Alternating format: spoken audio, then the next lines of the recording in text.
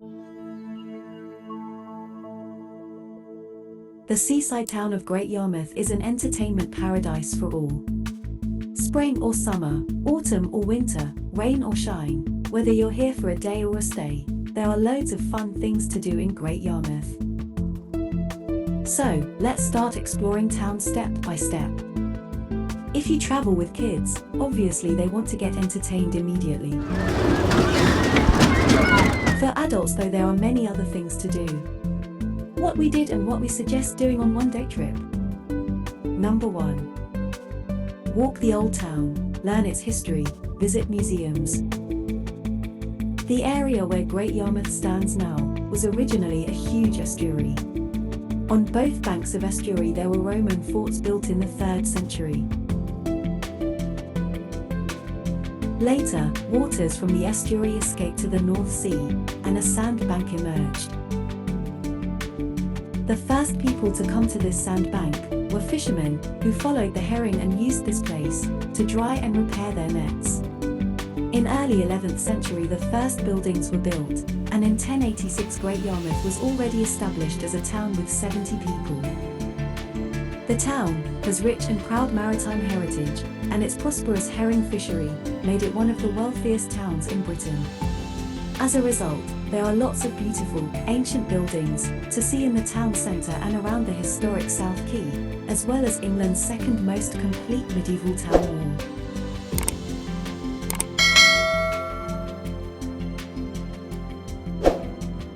Most of museums and historical buildings are located in the town's Heritage Quarter, where visitors can also enjoy the Riverside Walk. Time and Tide Museum, Town Hall, the Toll House, Elizabethan House, Lydia Eva Boat, and many other places tell the story about Great Yarmouth.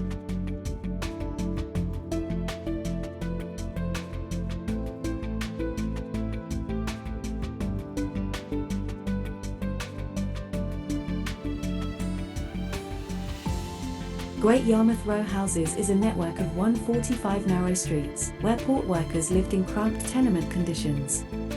The streets ran parallel to each other. The rows' names derived from local traders or buildings.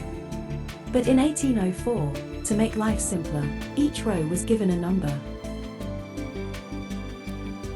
Among the row houses, the 13th century Grey Friar Cloister's remains can be easily found. It was Friary of Franciscan Grey Friars, later converted into a number of row dwellings. Tucked away in the South Dean's industrial area of the town is the Grade 1 listed monument erected by the people of Norfolk to Nelson's memory. Completed in 1819 and standing at 144 feet, 24 years before the column in Trafalgar Square, it is well worth a look. Also, there are many historical churches in Great Yarmouth. One of the most impressive is Yarmouth Minster, or St. Nicholas Church, the largest parish church in the country, and the oldest building in Great Yarmouth. It was founded in 1101. Britannia's god of war, as poet Byron referred to him, Horatio Nelson has visited Great Yarmouth after his return from Battle of Nile. Nelson joined in a celebratory service at Yarmouth Minster and received the freedom of the borough. "Your right hand, my lord," said the town clerk, as he went to administer the oath, and Nelson laid his left hand on the Bible. "That is at Tenerife," was the great sailor's reply.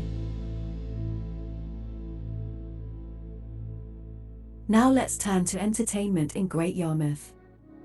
It is really hard to count all available amusement arcades, parks, venues, casinos, cinemas, circus, etc. To visit just few of them, you are going to be busy whole day and night. All kinds of entertainment, for families, for kids, for grown-ups, just prepare your money.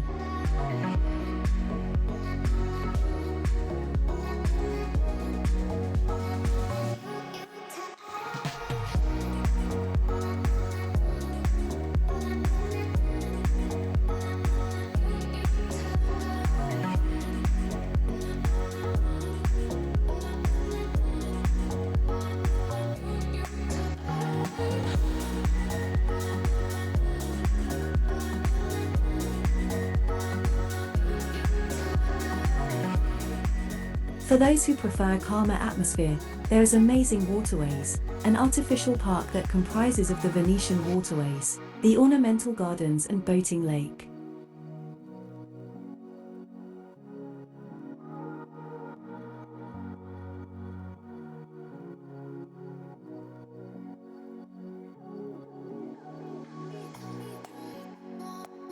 Another out-of-crowd activity we suggest considering is digging.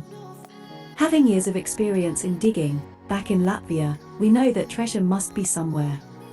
This is a great hobby that keeps us enthusiastic for many years. Spending time on the open air is beneficial for health in any case. But if one can dig something interesting, at the same time, that just increases the joy. If you're interested in digging, keep in mind that you must have the public liability insurance, that costs around £10 a year. Permission from landlord, if you want to dig in a field, and equipment of course. Surely, there are many places that no one is allowed to dig except archaeologists. The Crown's shores and most UK's beaches are allowed to dig with no special permission. Another great idea for beginners is to join a digging club and participate in an organised digging events. It does cost some money, but you can be sure that all permissions are obtained. All links for insurance and equipment I put in the description below.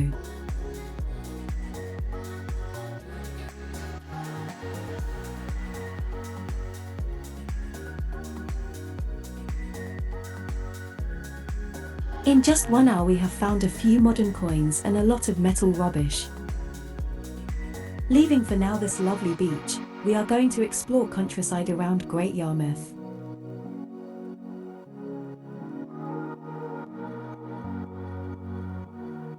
Around 4 miles west of Great Yarmouth there is Castle village where everyone is welcome to take a short rural walk around the historic Roman fort, and enjoy stunning riverside views. The Roman fort was built in the 3rd century AD, and it was part of the group of defensive forts on the Saxon shore. This coast may have been called the Saxon shore because it was attacked by Germanic people, Saxons, and Franks, or because the North Sea was perhaps then called the Saxon Sea.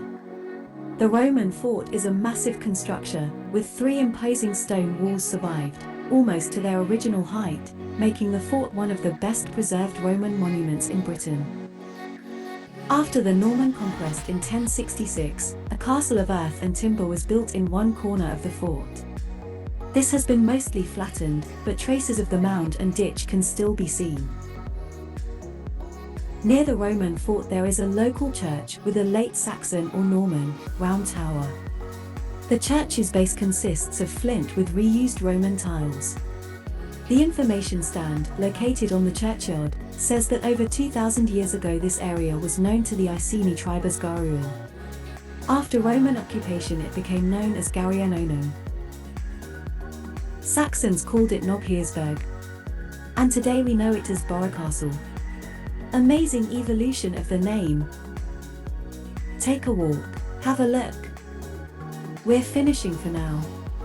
If you enjoyed this video, let us know in the comments below. Push the like button, and consider subscription.